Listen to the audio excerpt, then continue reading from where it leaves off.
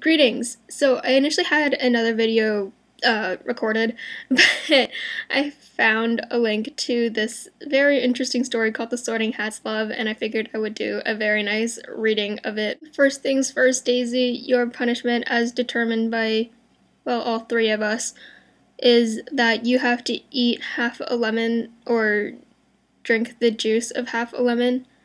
Good luck with that. Tabitha, a trick I learned from being socially awkward for all of my life is that if you pretend that you're not you in front of the other people, it tends to be a lot easier to interact. I just looked at the story and it's like a million pages long. Well, it's not a million pages long, it's just really long. And I definitely cannot read it in 3 minutes that I think I have left, or 4.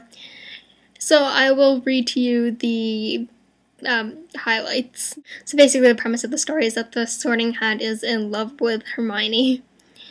So, okay, from the beginning. You want to see where my penis is? The Sorting Hat offered. What? Hermione looked over the Sorting Hat doubtfully. She couldn't help but be a little curious, yet repulsed at the same time.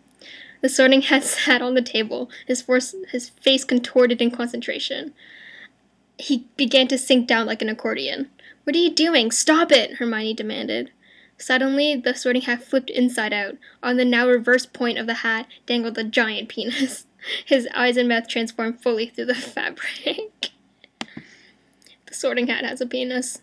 Don't flatter me that much, Hermione, the hat cooed. I'm not quite that big, but sometimes if I scrunch down on someone with a particularly rounded head, I get a little tickle of contact. My semen is actually really good conditioner for witches' and wizards' hair, so sometimes I squirt a little surprise for them when I get the chance. I don't see what there is to complain about, but stupid Dumbledore always keeps an eye on me, and it's hard to get away with.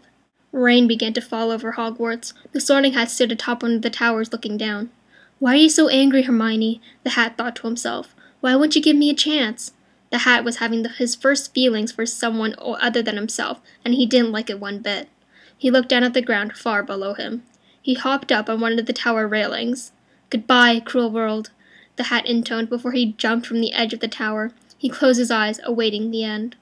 A wind picked up and the hat spiraled, floating downward until he landed on the ground relatively unharmed. Oh shit, that's right. I'm a hat. There's a Sorting Hat sex scene. I'm kind of scarred. Not kind of, I am really scarred now.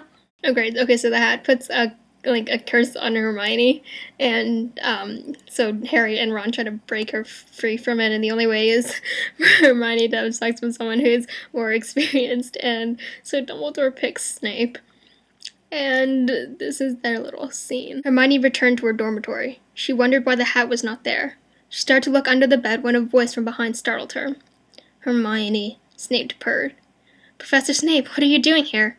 You've been put under a spell, Hermione. I've come to break you from it. Hermione seemed a bit confused. Thinking seemed like such a hard thing to do lately.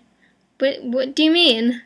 I've come to share my love-making skills with you. I'm afraid it is the only way to free you. The Hat has placed you under a spell.